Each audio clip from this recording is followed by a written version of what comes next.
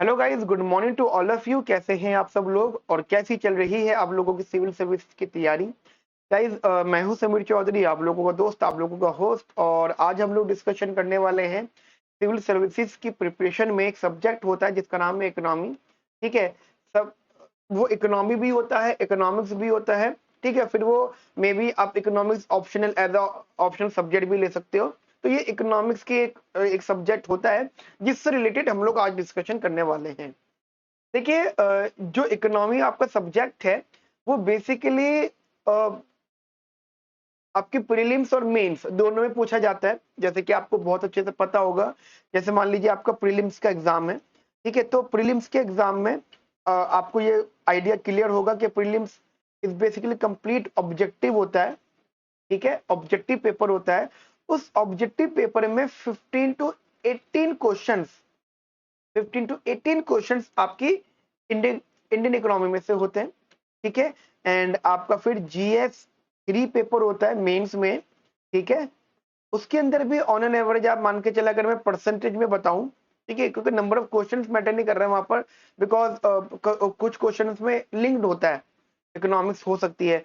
तो आप ये ऑन एन एवरेज मान लो 40 to 45% की वेटेज रहती है।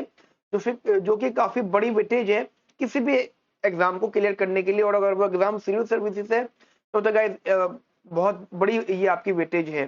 ठीक है। अभी इसके अंदर ऑप्शनल सब्जेक्ट नहीं है। ऑप्शनल सब्जेक्ट एक दूसरा कंसेप्ट है, वो उसकी बात हम बाद में करेंगे। अभी फिलहाल हम लोग जो है इंडियन इकोनॉमी की बात कर रहे हैं, इकोनॉमी की बात कर रहे हैं।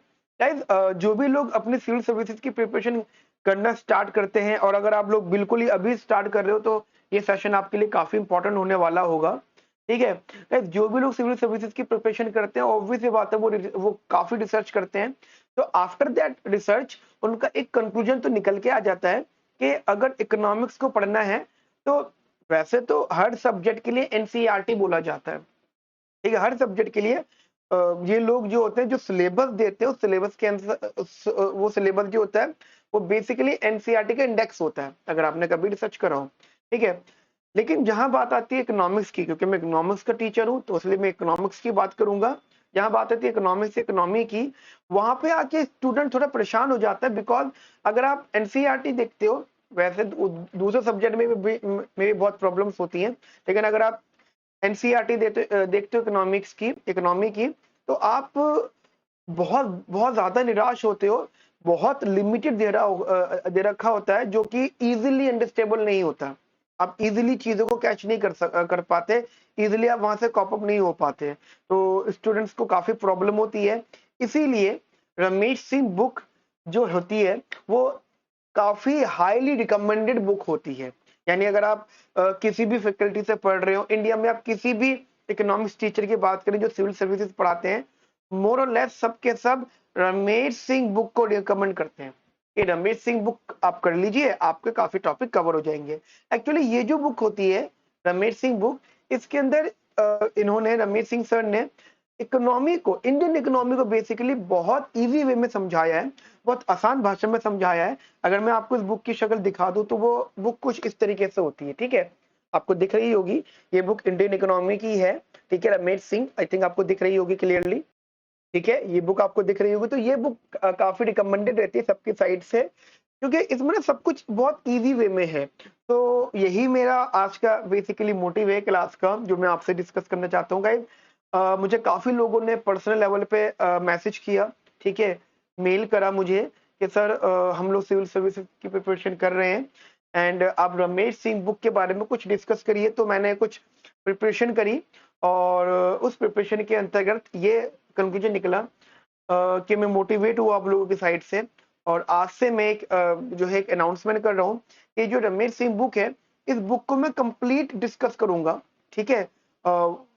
मेन मेन टॉपिक डिस्कस करूंगा एंड आई विल ट्राई कि मैं आपका चैप्टर वाइज क्वेश्चन भी डिस्कस करता चलूं। एंड आफ्टर दैट ये जो बुक रहती है ये आपकी प्रीलिम्स और मेंस में भी रहती है। लेकिन अगर हम जनरल बात करें तो सिविल सर्विसेज के पेपर में सिर्फ बुक तो काफी नहीं रहती, आपको पता होना चाहिए करंट अफेयर्स भी काफी बड़ा रोल प्ले करते हैं। तो अगर आपने ये बुक पढ़ ली है, इकोनॉमिक्स की बात करो, इंडियन इकोनॉमी की बात करो, अगर ये बुक आपने पढ़ ली है तो आपका एक बेसिक आइडिया क्लियर हो जाएगा। फिर आप ना इकोनॉमी में ब्लैंक नहीं रहोगे कहीं पर भी। तो we will try to provide as maximum content, ठीक है। तो आज हम अपना लेक्चर 1 डिस्कस करने वाले हैं। तो मेरी रिक्वेस्ट रहेगी आप लोगों से, जब तक ये बुक का सेशन खत्म ना हो जाए तब तक आप गाइस मेरे साथ जुड़े रहिएगा, ठीक है। अगर आप हमारे चैनल पे न्यू हैं तो प्लीज सब्सक्राइब करिए। अगर आप पहले से आ चुके हैं तो प्लीज हमारी वीडियो को लाइक करिए। एंड गाइस आप अपने डाउट, अपनी क्वेरी कमेंट बॉक्स में भी लिख सकते हैं, ठीक है। जितना आप कमेंट बॉक्स में लिखेंगे उतना हमें मोटिवेशन मिलेगा, हम भी आपको रिप्लाई करेंगे, ठीक है। और अगर वीडियो अच्छी लगे तो लाइक भी करिए, अपने फ्रेंड्स के साथ शेयर भी करिए। आई होप इतनी बात मेरी आपको समझ में आ गई होगी। एंड आई विल ट्राई कि मैं ये जो इंडियन इकोनॉमी की बुक है पूरी की पूरी, रमेश सिंह बुक, मैं ट्राई करता हूँ कि आपका 60 to 70 लेक्चर्स में खत्म कर दूं।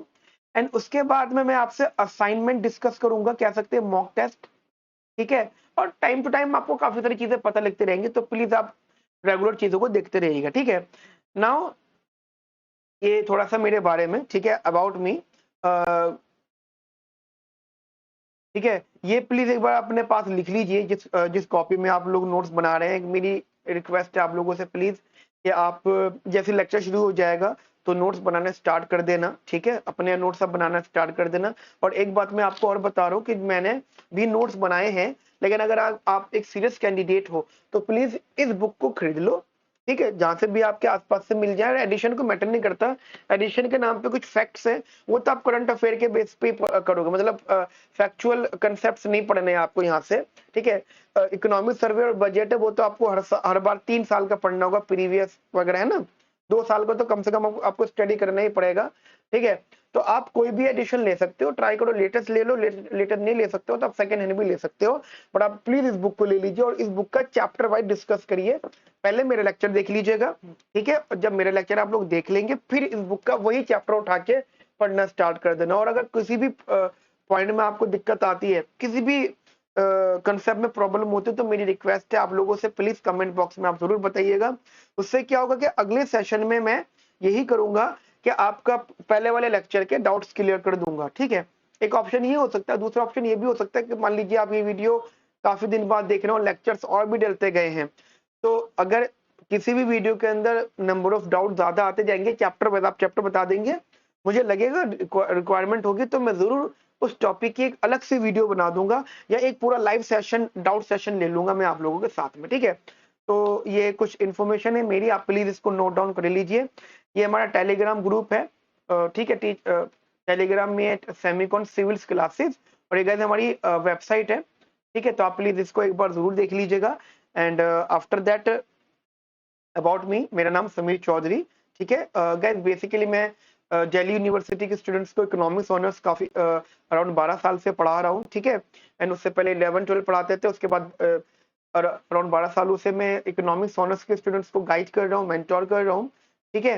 एंड आफ्टर दैट पीजी के स्टूडेंट्स को भी हम क्लासेस दे रहे हैं। और पिछले 4 सालों से मैं सिविल सर्विसेज में Indian economic services and economics optional और प्रीलिम्स जीएस के प्रिपरेशन करवा रहे हैं, ठीक है।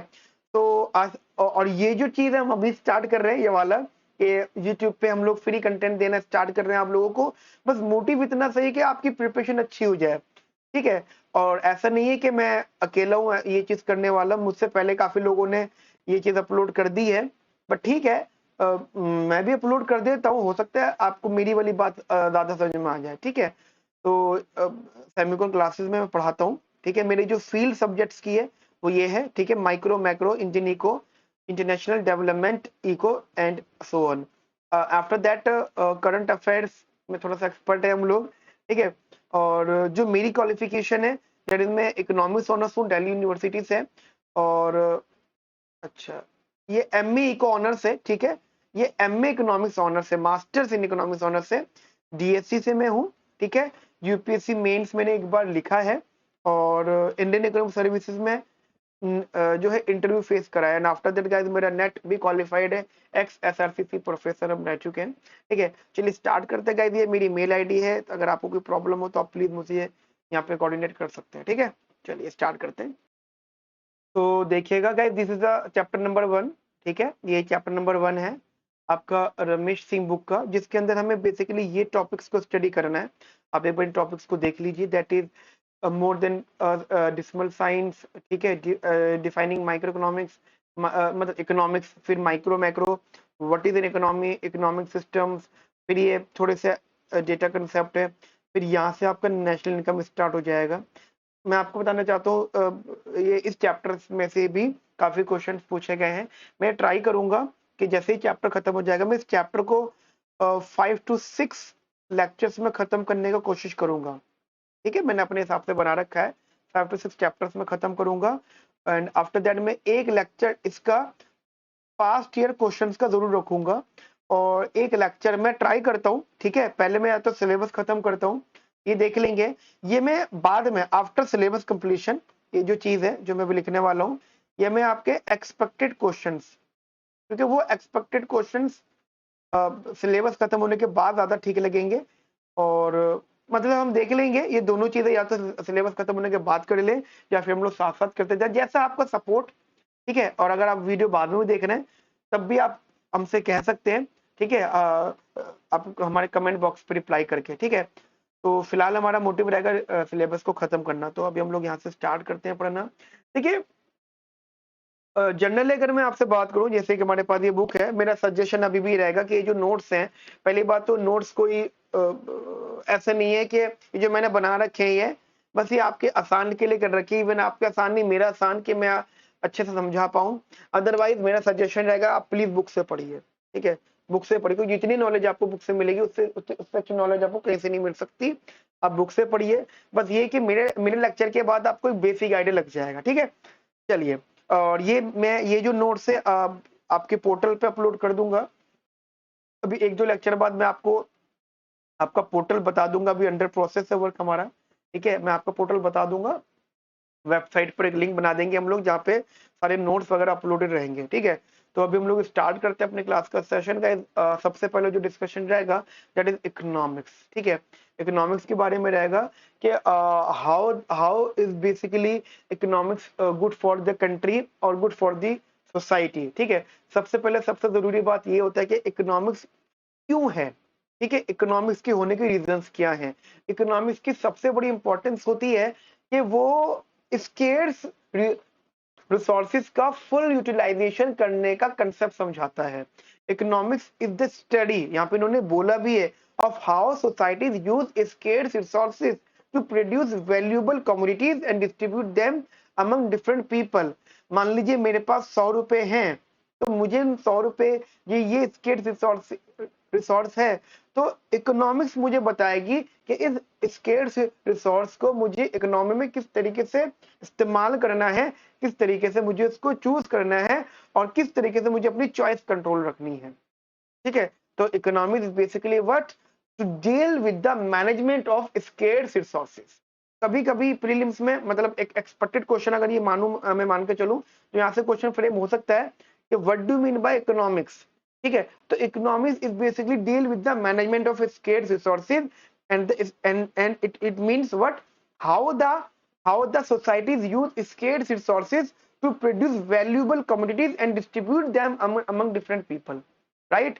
अब वो जो डिफरेंट पीपल है वो आपकी इंडिविजुअल्स भी हो सकते हैं, फर्म्स भी हो सकती है, गवर्नमेंट भी हो सकती है, वो आपकी ऑर्गेनाइजेशंस भी हो सकती हैं। ठीक है, टेक्निकली वो पीपल कोई भी हो सकता है। यहाँ पे जो पीपल का डिनोट किया जा रहा है वो टेक्निकली वो सब पार्ट्स में डिवाइड किया जा रहा है। मतलब अगर हम बात करें तो यहाँ पे जो रिसोर्सेज है उनका जो डिवीजन चलता है वो इंडिविजुअल्स में भी चल सकता है। ठीक है, गवर्नमेंट में भी चल सकता है, फर्म्स भी होती हैं लाइन में खड़ी हुई कि हमें भी ये चीज चाहिए, और ऑर्गेनाइजेशंस भी होती हैं जो ये सब चीजें चाहती हैं। ठीक है, एंड आफ्टर दैट ये आसान लैंग्वेज में इकोनॉमिक्स का मतलब होता है। क्लियर? ठीक है, नाउ उसके बाद में जो हमारा टॉपिक यहाँ पे डिस्कस होता है that is branch of economics. देखिए, ब्रांच ऑफ इकोनॉमिक्स में सबसे पहले जो ब्रांच डिवाइड होती है that is micro and micro होती है। और एक थोड़ी सी हिस्ट्री बता देता हूँ मैं आपको, क्योंकि मैं इकोनॉमिक्स का स्टूडेंट हूँ। ठीक है, काफी सालों से इकोनॉमिक्स पे काम कर रहा हूँ। ठीक है, अगर मैं बात करूँ तो हमारे वर्ल्ड लेवल पे अगर सबसे पहला कोई आर्टिकल आया था, first article, please note that, सबसे पहला आर्टिकल आया था बैलेंस ऑफ पेमेंट का, बीओपी का। और किसने दिया था वो आर्टिकल सबसे पहला, दैट किसने दिया था? David Hume. प्लीज इस चीज को लिखिएगा, मैं आपको बस समझाना चाहता हूँ टाइम। और कब की बात है, 1756, ठीक है। उसके बाद में मतलब ये तो माइंड में क्लियर हो गया कि सबसे पहला जो सब्जेक्ट आया वो इंटरनेशनल इकोनॉमिक्स आया, ठीक है, ये चीज समझिएगा। एंड आफ्टर दैट इन 1960 एक इकोनॉमिक्स आया था जिनका नाम था रेजिनर फिशर। उन्होंने माइक्रो एंड मैक्रो को अलग अलग करा। तो बेसिकली हम इकोनॉमिक्स में ये कहते हैं कि जो हमारी इकोनॉमिक्स है वो दो पार्ट में डिवाइडेड है, माइक्रो और मैक्रो। अब आप बोलो सर पहला तो इंटरनेशनल आया था तो माइक्रो मैक्रो तो बात की बात है, ये कैसे हो गया, मैं आपको बता देता हूँ। देखिए जितना भी एग्रीगेट लेवल पे होता है, एग्रीगेट लेवल, इंटरनेशनल इकोनॉमिक्स हो गया, डेवलपमेंट इकोनॉमिक्स हो गया, आपका पब्लिक इकोनॉमिक्स हो गया, एनवायरमेंटल इकोनॉमिक्स हो गया, इंडस्ट्रियल इकोनॉमिक्स हो गया, मल्टीपल वैरायटीज ऑफ इकोनॉमिक्स है, वो सब कुछ किस में आता है, मैक्रो इकोनॉमिक्स के अंदर। Macroeconomics basically what, to deal with the aggregate concepts, right. इन कंट्री की national income, it's macroeconomics. Country के अनएम्प्लॉयमेंट, एम्प्लॉयमेंट, प्रोडक्शन, ठीक है, इंफ्रास्ट्रक्चर, ठीक है, आपका हेल्थ सेक्टर, सर्विस सेक्टर, ठीक है, एजुकेशनल सेक्टर, एवरीथिंग जो भी एग्रीगेट लेवल पे डील करती है उससे आप मैक्रो इकोनॉमिक्स बोलते हो। और जो भी चीज इंडिविजुअल लेवल पे डील करती है उसे आप माइक्रो इकोनॉमिक्स बोलते हो। अभी पढ़ेंगे इसके बारे में भी, लेकिन आप प्लीज अपने माइंड में रखिएगा कि micro economics is basically use for small level things. जैसे एग्जांपल इंडिविजुअल प्लेयर, मतलब एक अकेला आदमी, हाउस होल्ड, एक घर। अब देखो हाउस होल्ड को दो तरीके से मान सकते हो। Household as an one है, बट हाउस होल्ड के अंदर जो आपके फैमिली मेंबर्स है वो एक से ज्यादा है, तो फैमिली मेंबर सेंस में वो मैक्रो लेवल हो गया, बट हाउस होल्ड सेंस में वो एक हो गया, इसलिए वो माइक्रो का पार्ट है, ठीक है। स्मॉल लेवल ऑफ बिजनेस, क्योंकि वो बहुत मिनिमल बिजनेस होते हैं, उनको भी हम माइक्रो में कहते हैं, राइट। इतनी बात समझ में आ गई मेरी आप लोगों को क्लियरली। तो ये कुछ एग्जाम्पल्स है यहाँ पे इसके। एंड आफ्टर दैट ये मैंने माइक्रो को थोड़ा सा इस तरीके से बता रखा है, ठीक है। माइक्रो को देखिए बेसिकली माइक्रो इकोनॉमिक्स क्या है, ठीक है, जो यहाँ पे डिस्कशन किए गए इन्होंने, जैसे factors that influence individual economics choices, एक अकेले आदमी की चॉइस, जैसे कि मेरी पर्सनल चॉइस, आपकी पर्सनल चॉइस, ठीक है। एक इंडिविजुअल फर्म के डिसीजंस, मान लीजिए मेरी फर्म जैसे सेमिको क्लासेस, हम हमारी टीम है, ठीक है, हम लोगों का है, ठीक है। तो यहाँ पे इसके डिसीजन जो होंगे वो माइक्रो इकोनॉमिक्स का पार्ट होगा। What the Semicon classes decides, कि क्या डिसाइड हमें यहाँ पे करना है, clear. And after that in decisions of individual consumer, how demand and prices are determined in the individual market, how decisions of individual household and the labor economics, मतलब कैसे wages decide होंगी, how you decide what the wages basically provide to the labor, ठीक है। तो ये micro economics का part यहाँ पर होता है। टेक्निकली जो माइक्रो इकोनॉमिक्स है उसमें यही कुछ सब पार्ट्स होते हैं जिनके बेसिस पे आप इसको माइक्रो बोलते हो, ठीक है। It's these are the basically branches, clear. Similarly आपका मैक्रो इकोनॉमिक्स आता है जो कि मैंने आपको बताया है, it is basically used as a whole, ठीक है, एज अ होल। मैं आपको बता देता हूं international economics, development economics, public economics, environmental economics, क्योंकि मैंने काफी डिटेल इकोनॉमिक्स पढ़ी हुई है। एंड ये बात तो कंफर्म है आप इकोनॉमिक्स में बिल्कुल परेशान नहीं होगे, क्योंकि मेरे पास हर इकोनॉमिक्स का सोल्यूशन है, ठीक है। आप कोई क्वेरी पूछोगे मैं आपको आंसर कर सकता हूँ। तो ये बेसिकली मैक्रो इकोनॉमिक्स का पार्ट आता है। एग्जाम्पल नेशनल इन्फ्लेशन हो गया, नेशनल इनकम हो गया, एम्प्लॉयमेंट हो गया, पॉवर्टी हो गया एंड सो ऑन, ठीक है। ये सब चीजें हैं जो हमारी इसका पार्ट होता है, इसलिए हमने थोड़ा सा मैंने यहाँ पे बता दिया, थोड़ी सी यहाँ पे मैक्रो इकोनॉमिक्स का पार्ट यहाँ पे हम डिस्कस कर लिया। It is basically study of the economy as a whole, ठीक है। नेशनल आउटपुट हो गया, नेशनल इनकम हो गया, अनएम्प्लॉयमेंट हो गया, ये कोई भी बिग पिक्चर हो गई, ठीक है। बिग पिक्चर मतलब एग्रीगेट लेवल की हो गई, जैसे include national and regional and global economics, contracts with micro economics. अब देखो माइक्रो इकोनॉमिक्स, अब मैंने बोला था हाउस होल्ड है, ठीक है। अब एक हाउस होल्ड था, अब अगर हाउस होल्ड हो गए, बहुत सारे घर हो गए, तो अब वो सोसाइटी हो गया। क्या हो गया वो, society. Now society work basically as a macro economics, ठीक है, वो मैक्रो की तरह काम करेगा। तो ये चीज आप अपने माइंड में रखिएगा, ठीक है, जितनी भी मैं यहाँ पे चीजें डिस्कस कर रहा हूँ। अब एक इंपॉर्टेंट डिस्कशन जो मैं आप लोगों से करूंगा, एक मैंने वीडियो और अपलोड करी थी, ठीक है, जिसमें मैंने इकोनॉमिक्स और इकोनॉमी के बारे में डिफरेंस समझाया था।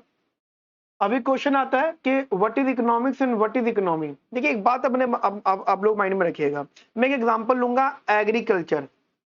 तो आप एग्रीकल्चर को क्या बोलोगे, इट इज इकोनॉमिक्स और इकोनॉमी? It is economy. अब मैं बोलूंगा आरबीआई, इट इज इकोनॉमी और इकोनॉमिक्स? It is economics. ठीक है, ध्यान रखना, ध्यान रखना एक चीज, जो भी एक एक्शन होता है, ठीक है, इकोनॉमी में, वो बेसिकली एक्शन होता है। और जैसे जैसे एग्जांपल मान लो कि हमने एक बॉक्स बनाया, उस बॉक्स, और हमने मान लो ये हमारा यूनिवर्स है, ठीक है, और हमने कोई पॉलिसी लगा दी, तो जो पॉलिसी लगेगी वो बेसिकली इकोनॉमी में लगेगी। और वो जो पॉलिसी का जो एरिया होगा, मतलब समझ रहे हो, पॉलिसी का जो एरिया होगा या फिर जो पॉलिसी के डिस्कशंस होंगे, वो इकोनॉमिक्स का पार्ट होगा। ठीक है, अब देखो एग्जांपल आरबीआई है, आरबीआई में पॉलिसीज बनती हैं तो इकोनॉमिक्स है वो। ठीक है, आरबीआई में पॉलिसीज बनती हैं तो इकोनॉमिक्स है। गवर्नमेंट में पॉलिसीज बनती हैं तो वो इकोनॉमिक्स है। लेकिन एग्रीकल्चर में पॉलिसी बनती नहीं, एग्रीकल्चर पॉलिसी इम्प्लाई होती है।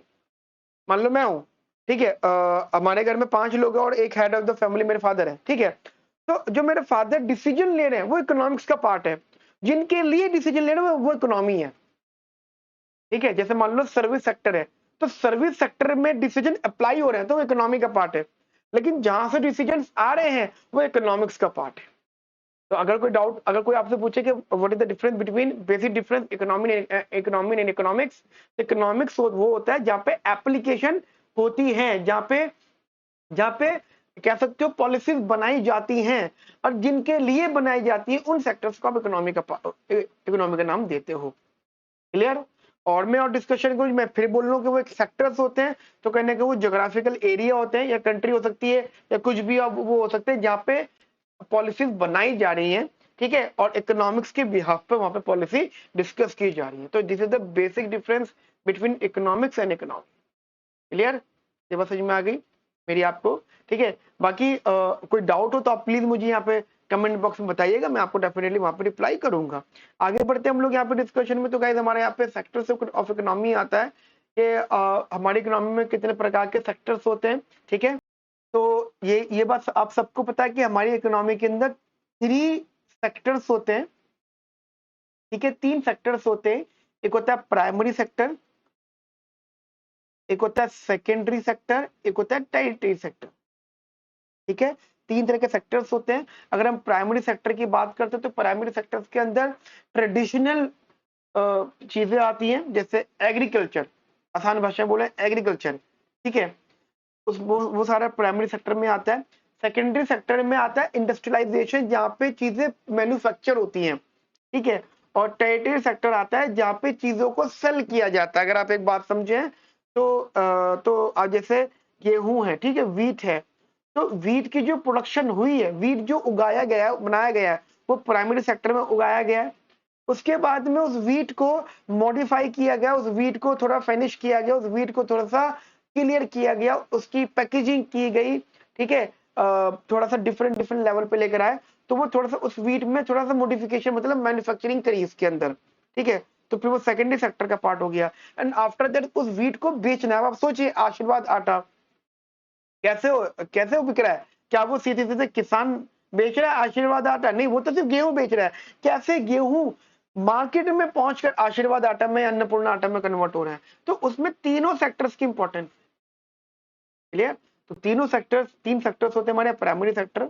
अगर हम यहाँ पे बात करें, primary sectors are those, primary sectors में वो इकोनॉमिक एक्टिविटीज आती हैं जिनका डायरेक्ट यूज होता है नेचुरल रिसोर्सेज पर। जैसे मैंने नाम लिया यहाँ पे एग्रीकल्चर। बात समझ में आ गया आप लोगों को? इसका क्या होता है, डायरेक्ट यूज होता है नेचुरल रिसोर्सेज पर। और आप ये कह सकते हो तो मछली पालन, ठीक है, फिशरी, राइट, और आप कह सकते हो एनिमल हस्बेंड्री। ठीक है। तो ये सब चीजों का जो रिलेशन होता है वो डायरेक्टली नेचुरल रिसोर्सेज के साथ होता है। जैसे यहाँ पे उन्होंने पिक्चर्स भी दे रखी हैं, ये फिशरी फार्म के लिए दे रखा है, ये एनिमल हस्बेंड्री के लिए दे रखा है, ये एग्रीकल्चर के लिए दे रखा है, और ये आपका वुड बिजनेस के लिए दे रखा है। ठीक है, फॉरेस्टेशन के लिए दे रखा है, राइट। यहाँ पे forestry, fisheries, metals, minerals, agriculture, ये सब चीजों के लिए इधर दे रखा है। इतनी बात भी आपको समझ में आ जाती है। आगे बढ़ते हैं हम लोग यहाँ पे secondary sector. Secondary sector basically उन एक्टिविटीज को डिफाइन करता है, उन एक्टिविटीज में आता है सेकेंडरी सेक्टर। तो या वो एक्टिविटीज आती है इसके अंदर जहाँ पे गुड्स, जहाँ पे मैन्युफैक्चरिंग होती है, राइट, मैन्युफैक्चरिंग होती है। अब मैन्युफैक्चरिंग इज फॉर फाइनेस्ट, किसी भी रॉ मटेरियल को फाइनेस्ट बनाना है, किसी भी रॉ मटेरियल को अगर फाइनेस्ट बनाना है तो वो सेकेंडरी सेक्टर में उसकी इंपॉर्टेंस होगी। ठीक है, सेकेंडरी सेक्टर होगा। एंड जैसे कि आप बोल सकते हो कंस्ट्रक्शन इसका पार्ट हो सकता है, मैन्युफैक्चरिंग इसका पार्ट हो सकता है, और प्रोसेसिंग इसका पार्ट हो सकता है। ठीक है, अगर आप एक ही लैंग्वेज में बोलो, एक ही टर्म में बोलो, तो industrialization is the main outcome. So industrialization is the transformation away from an agricultural or resource-based economy toward an economy based on mass manufacturing. Clear? आगे बात करते हैं, ये आसान सी बात थी। उसके बाद में आता है हमारे यहाँ पे territory sector. Territory sector is basically for the services. जैसे कि हम लोग आपको पढ़ा रहे हैं, जैसे टीचिंग है, सबसे आसान चीज समझ लो आप चीज को, टीचिंग है। ठीक है, तो टीचिंग और ये क्या है, ये टेरिटरी सेक्टर का पार्ट है। यहाँ पे हम लोग अपनी सर्विस प्रोवाइड कर रहे हैं। अब जैसे कि अब आप एग्जांपल, एक तो ये हो गया, दूसरा आप ये देख सकते हो, ये क्या एक मॉल है।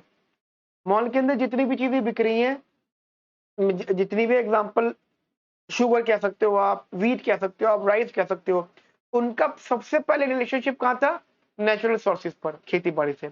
उसके बाद जैसे वीट और राइस खेती बाड़ी से वो बन हो गए, फिर वो मैन्युफैक्चरिंग सेक्टर में गए, थोड़ा सा मॉडिफाई हुए, फाइनेंस्ड हुए, to produce, to basically provide diet to the consumers. ठीक है, तो वो थोड़ा सा उधर की तरफ गए। And after that service sector में, यानी कंज्यूमर्स तक पहुंचे। एक तो होता है कंज्यूमर्स को प्रोवाइड कराना, एक होता है कंज्यूमर्स तक पहुंचाना, वो बेसिकली सर्विस सेक्टर का पार्ट होगा।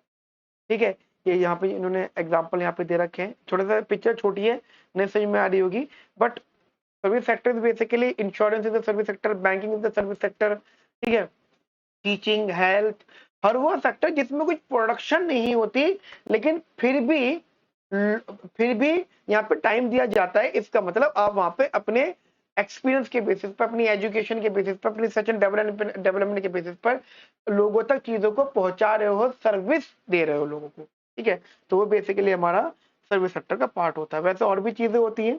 ठीक है, अच्छा, यहाँ पे ये पहले तक की बात थी, 3 सेक्टर्स होते हैं, लेकिन कुछ इकोनॉमिक्स ने और सेक्टर्स के बारे में डिस्कशन किया। 2 और सेक्टर्स इकोनॉमी के अंदर आए, एक है क्वार्टरनरी, एक है क्यूनरी। ठीक है, तो आप प्लीज इसको देख लीजिएगा, ध्यान रखना, टेरिटरी सेक्टर के 2 ये सब सेक्टर्स हैं। ठीक है, जो टेरिटरी सेक्टर था हमारा,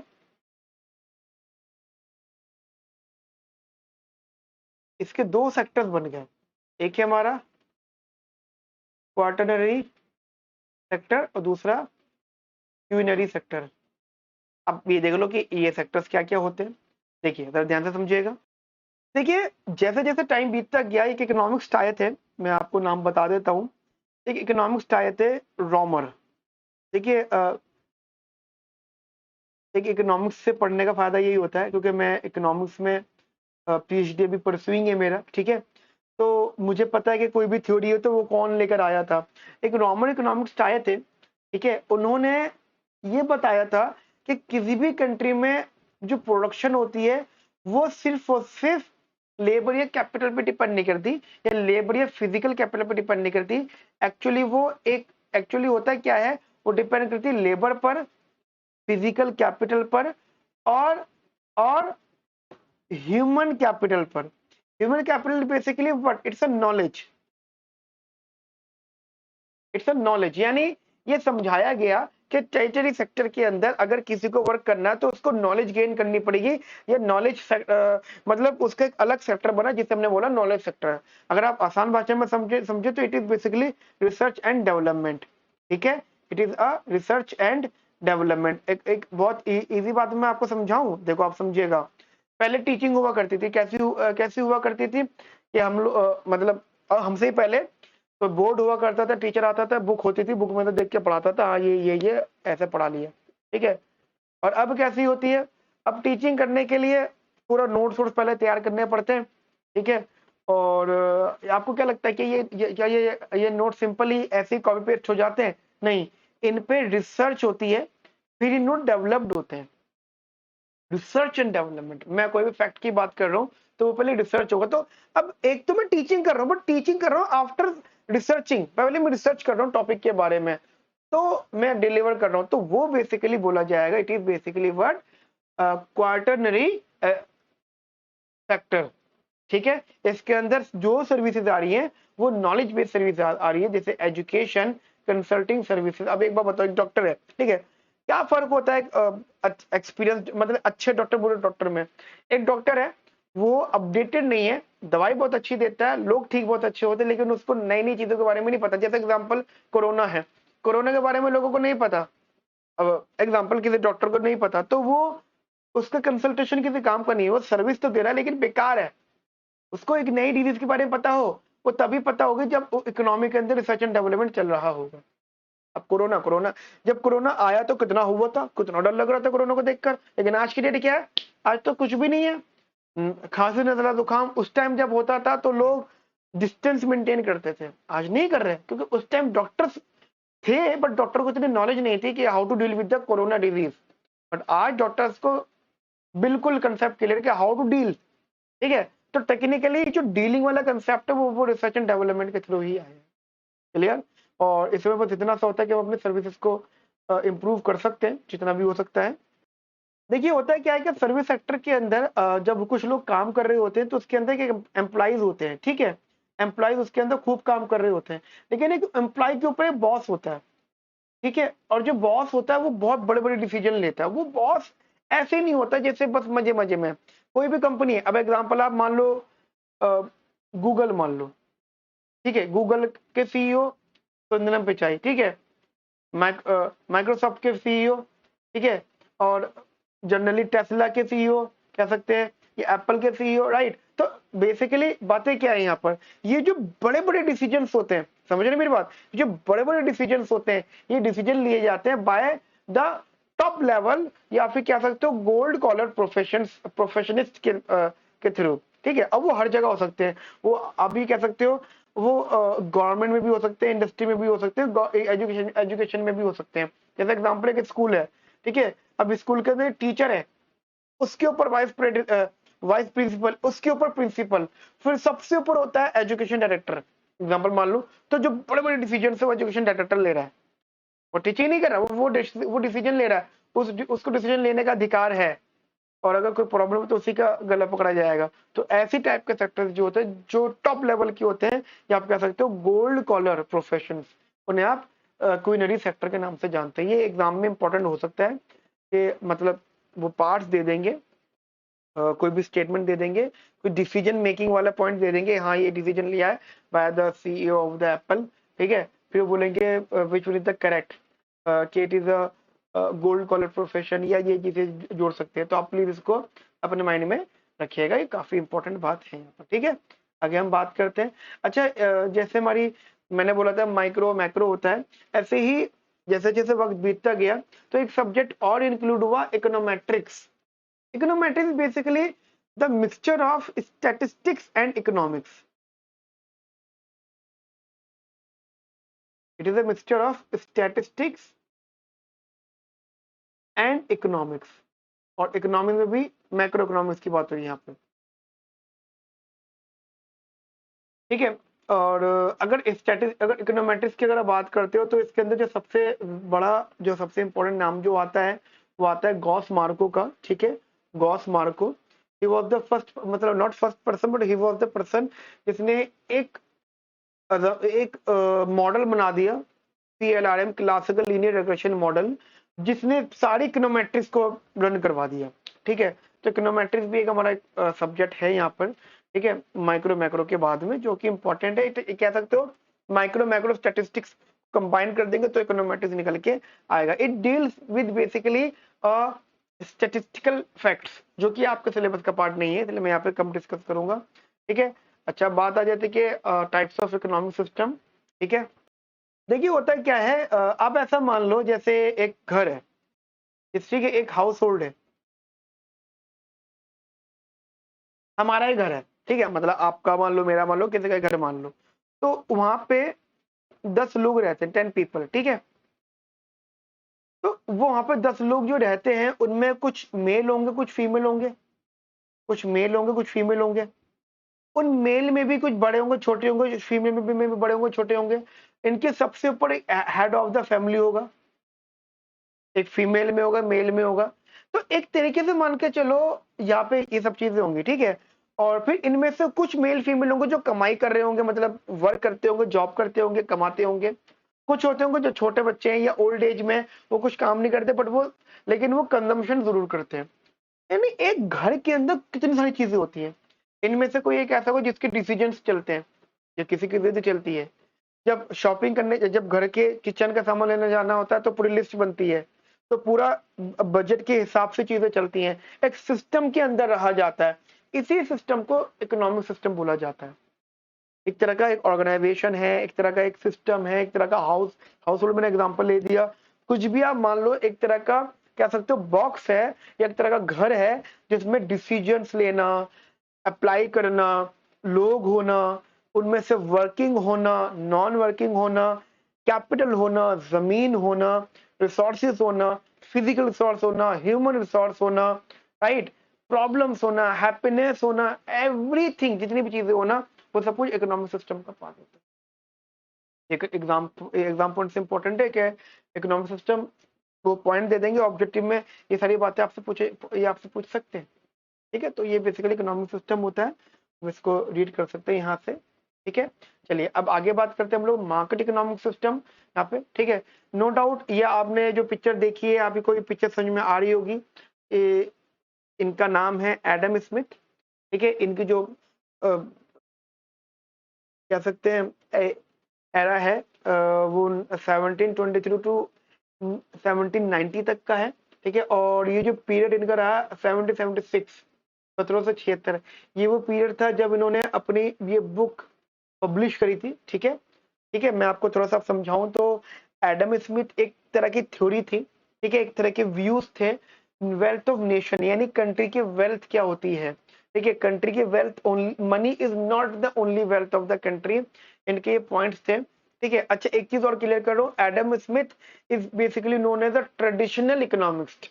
ऑल दो इकोनॉमिस्ट जो 1930 1929 से पहले आए थे, यानी केन्स थ्योरी से पहले आए थे, उन सबको क्लासिकल इकोनॉमिक्स बोला गया। ठीक है, इनकी जो थ्योरी है वो ट्रेडिशनल थ्योरी बोली गई। ध्यान रखना, इकोनॉमिक सिस्टम ट्रेडिशनल थ्योरी में इनको इनका फर्स्ट नाम लिया जाता है। He was basically also known as the father of economics. ठीक है, मैं रिपीट कर रहा हूँ, इनको फादर ऑफ इकोनॉमिक्स भी बोला जाता है। ये बात शायद काफी लोगों को पता होगी, लेकिन मैं आपको एक बात आज बता देता हूँ, मैंने थोड़ी देर पहले बताई भी थी, ये नाम भी लिया था।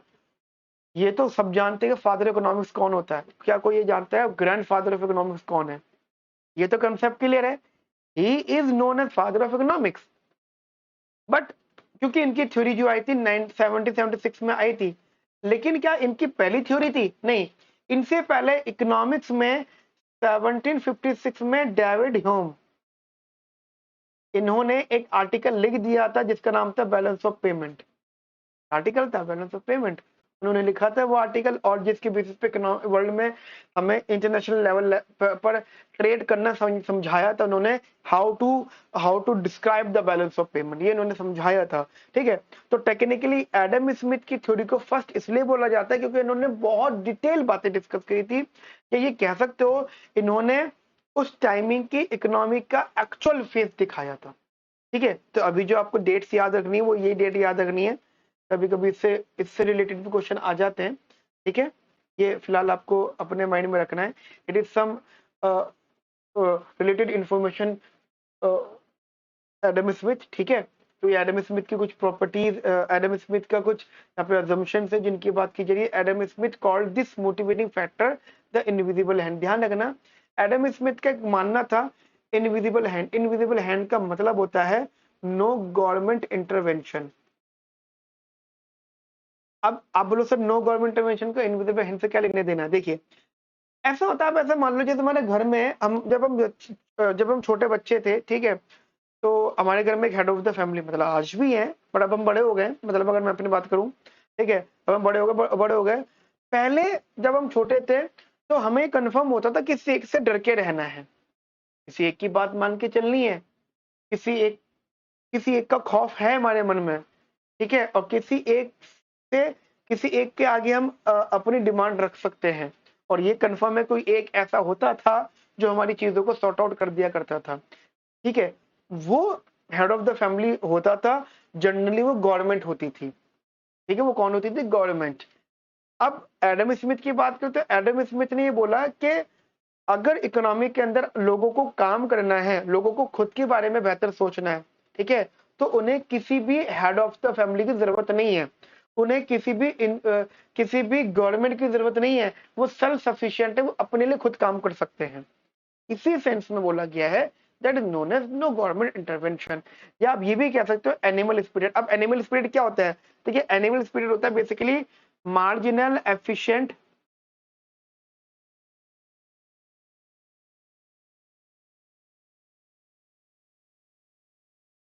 कैपिटल, मार्जिनल एफिशिएंट कैपिटल, यानी यानी हम अपने बिजनेस में पैसा लगा रहे हैं तो एफिशिएंट कितना बदलाव करना है एफिशिएंट लेवल पे, ठीक है। अब एनिमल स्पिरिट क्या है? मान लीजिए आपसे, जैसे मैं आपको एग्जांपल दे रहा हूं, आपसे कोई बोले अरे वाला कोर्स कर ले, उसमें बड़ा स्कोप है, आपने करने लग गए, आपने अपने और फ्रेंड को बता दिया, आपने अपने और फ्रेंड को बता दिया, ऐसे करते करते करते आप सबने कोर्स कर लिया, लेकिन जब कोर्स करके जॉब लेने गए तो पता लगा अरे यार वो तो अब तो इसकी जॉब खत्म हो गई, या फिर वो बंदा झूठ बोल रहा था, या दूर से दिख रहा था कि जॉब बहुत है, लेकिन जब हम लोग वहां पे गए तो हमें जॉब नहीं मिली। तो ये क्या था? मृग दीक्षिणा, हिंदी में कहते हैं मृग दीक्षिणा, मतलब दूर के डोल सुहाने दिख रहे हैं। ऐसा सुना है ना आपने? वैसे कहते हैं कि यूपीएससी बहुत आसान है, अरे निकल जाएगा, घर वालों को नजरों बहुत आसान है, घर वालों के कहने से लोग यूपीएससी में आ जाते हैं, लेकिन यूपीएससी स्टूडेंट को पता होता है कि कितनी मेहनत लगती है, जिनका नहीं हो पाता उनको फील है इस बात का। तो यानी ध्यान रखना कि आप कुछ वर्क कर रहे हो किसी के कहने पे या कुछ एक्सपेक्टेशन के बेसिस पे, उसे कहते हैं एनिमल स्पिरिट, ठीक है। तो ये बेसिकली क्लासिकल थ्योरी को एक्सप्लेन कर रहे हैं, it is basically discuss the classical theory, ठीक है। ये यहाँ पे बहुत ज्यादा इंपॉर्टेंट नहीं है, बट आप जब एज एन इकोनॉमिक्स को फर्दर स्टडी करोगे मेरे साथ में, तो वहां पे हम इसको डिस्कस करेंगे, ठीक है। ये सारी इनके अजम्पशंस हैं जो यहाँ पे डिस्कस की गई हैं, एंड आफ्टर दैट ये आप रीड कर सकते हैं, फ्री मार्केट इकोनॉमी। आप एक बार का फिर से इसको देखिएगा, अजम्पशन के नाम पे यहाँ पे इन्होंने जो जो अजम्पशन बोले मैं उनको अंडरलाइन करवा रहा हूँ। सबसे पहले इन्होंने एनिमल स्पिरिट के बारे में बताया, ठीक है, first most thing. And second thing, classical theory के अंदर दैट इज लेजिस फेयर, लेजिस फेयर का भी मतलब सेम होता है, नो गवर्नमेंट इंटरवेंशन, ठीक है, आप यहाँ पे देख भी सकते हैं, that is lesser the government better the economic performance. And after that ये कहते हैं कि हमारी मार्केट जो है, such an economic system needs to be regulated by competition, not by government, it is by competition, यानी लोगों में आपस में कंपटीशन रहेगा तो लोग अपने आप लेवल पे काम कर लेंगे। Similarly, Adam Smith himself called such an economic system as the system of natural liberty, right? And Adam Smith का एक कंसेप्ट और भी था जो जहां पे उन्होंने capitalism and free market economy के बारे में बताया था कि आप इसको समझिएगा। कैपिटलिज्म का मतलब ये हो जाता था, एडम स्मिथ ये कहते थे कि हमारी इकोनॉमी के अंदर जो लोग हैं वो दो ही तरह के लोग होते हैं, या तो वो वर्कर्स हैं या फिर वो कैपिटलिस्ट हैं। कौन है वो? या तो वर्कर्स है या फिर वो कौन है? कैपिटलिस्ट। मैं रिपीट कर रहा हूं, या तो वर्कर्स है या वो कौन है? कैपिटलिस्ट, ठीक है। तो कैपिटलिस्ट वो जिनके पास पैसा है, वर्कर्स वो जिनके पास पैसा नहीं है, या तो वो वर्क कर ले या फिर वो पैसा लगा के प्रॉफिट ले ले, ठीक है। और वो उनका मानना ये था कि हमारी जो इकोनॉमी चलेगी स्टेबल जो रहेगी वो डिमांड सप्लाई के बेसिस पर रहेगी, नो एनी गवर्नमेंट इंटरवेंशन। सबसे इंपॉर्टेंट बात यहाँ पे ये रहती है। अच्छा, capitalism is basically focused on creation of wealth, यानी ऑनरशिप ऑफ प्रोडक्टिव एसेट्स। यहाँ पे कैपिटलिज्म का मतलब ही यही होता है कि आप अमीर आदमी थे, आपके पास पैसा बहुत सारा था, आपने ऑनरशिप रखी चीजों की। वहीं जब फ्री मार्केट की बात आ जाती है तो फ्री मार्केट बेसिकली एक्सचेंज। देखिए यहाँ पे बात आ जाती है, जब आप ट्रेड कर रहे हो तो ट्रेड करते हुए आपकी मोस्टली कॉस्ट इग्नोर्ड होगी। अगर आप मान लीजिए इंटरनेशनल ट्रेड कर रहे हो, ठीक है, आप एक्सपोर्ट इंपोर्ट कर रहे हो, तो फ्री ट्रेड का मतलब होगा कि नो टैक्स। ठीक है, देखिए आप एक बात समझिएगा, आप एक्सपोर्ट इंपोर्ट कर रहे हो, ठीक है, आप एक्सपोर्ट इंपोर्ट कर रहे हो और एक्सपोर्ट इंपोर्ट कर रहे हो और आपकी इकोनॉमी के अंदर गवर्नमेंट का इंटरवेंशन नहीं है, नो गवर्नमेंट इंटरवेंशन। ठीक है, इकोनॉमी इकोनॉमी में गवर्नमेंट का इंटरवेंशन नहीं है, तो किस बात का टैक्स दिया जाएगा जी, किसको दिया जाएगा जब गवर्नमेंट का इंटरवेंशन है ही नहीं। गवर्नमेंट होगी तो सिर्फ एडमिनिस्ट्रेटिव वर्क के बेसिस पे होगी। ठीक है, तो ये बेसिकली यहाँ पे फ्री मार्केट को एक्सप्लेन किया गया है। जब भी आप कैपिटलिस्ट सिस्टम की बात करते हो तो अभी मान के चलोगे कि यहाँ पे there might be some government regulation, लेकिन जो प्राइवेट ऑनर्स होते हैं उनका मोनोपोली पावर होता है, इसलिए वहां पे कंपटीशन प्रिवेंट बेसिकली हो जाता है। ठीक है, तो ये चीज आप अपने माइंड में रखिएगा। ये आपके शॉर्ट नोट्स हैं। ठीक है, आफ्टर दैट मैं ये नोट्स आपके पोर्टल पे अपलोड कर दूंगा। ठीक है, क्योंकि मेन कंसेप्ट आपने एडम स्मिथ वाले डिस्कस कर लिया है। ये जो चीजें बची हुई हैं वो आप प्लीज एक बार जरूर देखिएगा। अब यहां से चीज इंपॉर्टेंट आ जाती है। देखिए 1776 से, वैसे तो उनसे पहले से शुरू हो गया था, पर यहां से बोला जाता है क्लासिकल थ्योरी का ट्रेंड स्टार्ट हुआ, वो भी द वेल्थ ऑफ नेशन से। वो कब तक चला, वो 1929 टू 30 तक चला, यानी ग्रेट डिप्रेशन तक। ग्रेट डिप्रेशन पे एक मेरा एक अलग से सेशन रहेगा, मैं वहां पे ग्रेट डिप्रेशन के बारे में आपसे डिस्कस करूंगा। ठीक है, एग्जाम में ग्रेट डिप्रेशन से रिलेटेड क्वेश्चन डेफिनेटली आ सकता है, इवन इन प्रीलिम्स और इन मेंस। ठीक है, वहां भी पूछा जा सकता है, या आप ये भी कह सकते हो जब आपको इंटरव्यू होगा वहां पे ग्रेट डिप्रेशन के बारे में डिटेल डिस्कशन किया जा सकता है। ठीक है, उसके लिए मैं अलग से आपसे डिस्कस करूंगा। एक बेसिक लेवल पे आप बात समझ लीजिएगा। 1929 में ग्रेट डिप्रेशन आया। ग्रेट डिप्रेशन का मतलब ये था कि जो प्रैक्टिस थी एडम स्मिथ के क्लासिकल थ्योरी की, वो फेल हो गई थी। ठीक है, जो उनके फॉर्मूलाज थे, जो उनकी स्ट्रेटेजीज थी, उनको जो स्ट्रक्चर था वो फेल हो गया था, और वो फेल हो गया 1929 में, 1929 में। ठीक है, और 1933 1933 तक ग्रेट डिप्रेशन रहा। ठीक है, तो उस टाइमिंग में एक इकोनॉमिक्स आए थे जिनका नाम है जॉन मेनर्ड केन्स। ध्यान रखिएगा, हमारे वर्ल्ड लेवल पे दो ही थ्योरीज चलती हैं आज की डेट में, एक क्लासिकल, ठीक है, एडम स्मिथ में क्लासिकल, ठीक है, और दूसरा जॉन मेनर्ड केन्स। ठीक है, दूसरा केन्स की थ्योरी चलती है, जिन्हें basically father of macro economics बोला जाता है। एडम स्मिथ को क्या बोला जाता है, फादर ऑफ इकोनॉमिक्स, और जॉन मेनर्ड केन्स को बोला जाता है father of macro economics. Actually इन्होंने मैक्रो इकोनॉमिक्स से रिलेटेड एक बुक लिखी थी जिसका नाम था the general theory of employment, interest and money in 1936। अब आपके मन में डाउट आ रहा होगा कि सर 1933 तक, 1933 तक तो ग्रेट डिप्रेशन खत्म हो गया, फिर व्हाट अबाउट 1939 33 टू 36? मैं आपको बता देता हूँ, एक इकोनॉमिक्स और थे जिनका नाम था APU। ठीक है, पीगी उनका नाम था। मैंने बताया ना, जब ग्रेट डिप्रेशन के बारे में डिस्कस करूंगा तो डिटेल बातें डिस्कस करूंगा। इस बीच में उन्होंने अपनी बुक लिखी थी जिसके अंदर काफी सारे डिस्कशन किए थे, लेकिन जो फेमस बुक हुई वो केन्स की बुक यहाँ पे फेमस हुई है। ठीक है, जिसके बेसिस पे हमारा पूरी थ्योरी बदल गई, और आफ्टर ग्रेट डिप्रेशन केन्स ने ये प्रूव कर दिया कि क्लासिकल थ्योरी गलत थी, या क्लासिकल थ्योरी में सब कुछ सही नहीं था, गवर्नमेंट का इंटरवेंशन नहीं हो, यही बात सबसे गलत थी। यहाँ पे हमेशा सेल्फ इंटरेस्ट वाली बात नहीं आ सकती, या हमेशा लेविस फेयर वाला कंसेप्ट नहीं चल सकता। उनके बारे में हम लोग आगे डिस्कस करेंगे। ठीक है, एंड यस, ये मैंने अपने लेक्चर को 5 पार्ट में डिवाइड करा है। ठीक है, तो हम अपना जो नेक्स्ट सेशन है वो यहाँ से स्टार्ट करेंगे। यहाँ से हमारा एक नया सेशन स्टार्ट हो जाएगा नॉन मार्केट इकोनॉमी से। तो मैंने 5 लेक्चर्स में मैं चैप्टर नंबर 1 को कंप्लीट करूंगा। उसके अलावा गाइस, अगर आपको कोई भी डाउट आया हो, कोई भी प्रॉब्लम आई हो, तो प्लीज आप कमेंट बॉक्स में मुझसे पूछ सकते हैं। इसके नोट्स के लिए मैं पोर्टल आपको 1-2 लेक्चर बाद बता दूंगा कि कहाँ पे इसके नोट्स मिलेंगे। ठीक है, and we will try to complete Ramesh Singh book first, and after that discuss some prelims questions as well as the GS mains questions. ठीक है, मिलते हैं नेक्स्ट सेशन में। Have a nice day, thank you, bye bye, take care.